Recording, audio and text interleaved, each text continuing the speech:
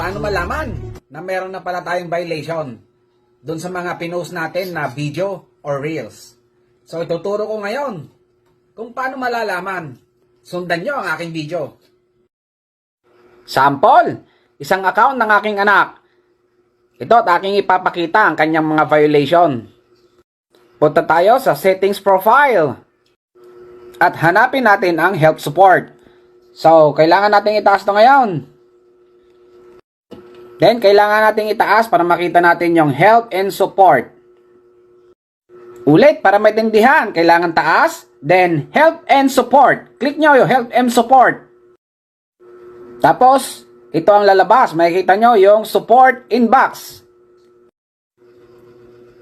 Yun. At ang daming violation. Kung gusto mong ma-monetize ang iyong account, ay kailangan i-delete ang mga ito. Ang aking advice sa mga gustong kumita sa Reels or sa in-stream ads, ako ay gumamit ng mga galing sa TikTok dahil bawal po yun kay Meta. Pero kung gusto mo naman ng enjoy life lang, okay lang. At sa mga nahihirapang mag-delete dyan ng mga video, ayun po ang aking susunod na tutorial. Abangan nyo po.